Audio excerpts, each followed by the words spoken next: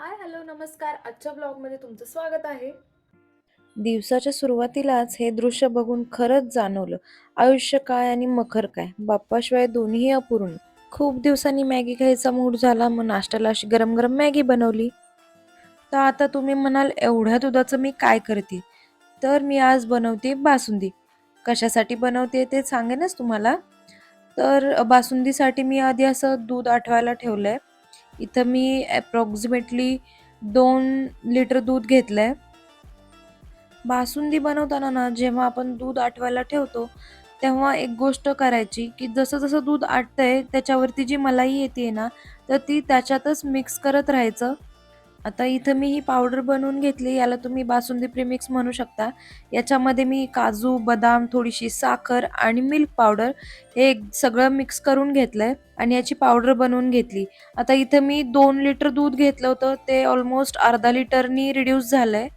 तर आता मी याच्यामध्ये आपण बनवून घेतलेली जी प्रीमिक्सची पावडर आहे, ती ॲड करतेय. तुम्ही तुमच्या अंदाजाने किती थिक तुम्हाला बासुंदी हवी आहे त्याच्यानुसार ॲड करा. पावडर ॲड केल्यानंतर आपल्याला हे कंटिन्यू स्टर करावं लागतं, नाहीतर मग गुठळ्या होण्याची शक्यता असते. आणि ही पावडर जी आहे ती तुम्ही एकदम बनवून फ्रीजमध्ये स्टोअर देखील करू शकता. सो तुम्ही ही नक्की बनवून बघा आणि मला नक्की कमेंटमध्ये सांगा की तुम्हाला कशी वाटली ते. आता इथे तुम्ही बघू शकताय दूध आटतंय तसं त्याचा कलर चेंज होतोय. सो आता मला जेवढं थिक हवं होतं तेवढं थिक दूध होत आलंय.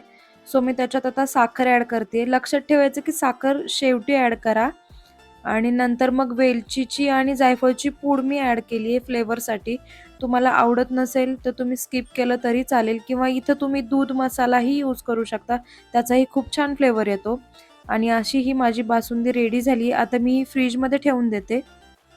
थोडा वेळ फ्रीजमध्ये थंड झाल्यानंतर ही बघा आपली बासुंदी अशी काहीशी दिसतीये. टेक्स्चरही खूप छान आलंय. अगदी बाहेरची जशी बासुंदी असते तशी दिसतीये.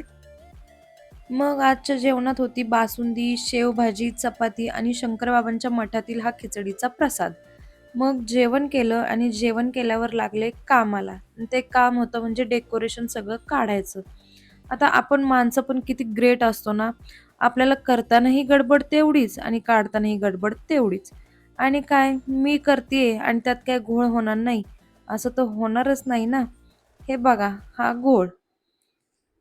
ही अशी तार माझ्या बोटामध्ये घुसली होती. काही झालं नाही, पण ठीक आहे चालायचंच. त्यानंतर मस्त असा चहा घेतला संध्याकाळचा आणि हे होतं बासुंदी बनवायचं रिझन. आज होता आईंचा बर्थडे आणि त्यांना उपवास होता. सो आम्ही केकच्या ऐवजी असा कलाकंद कट केला.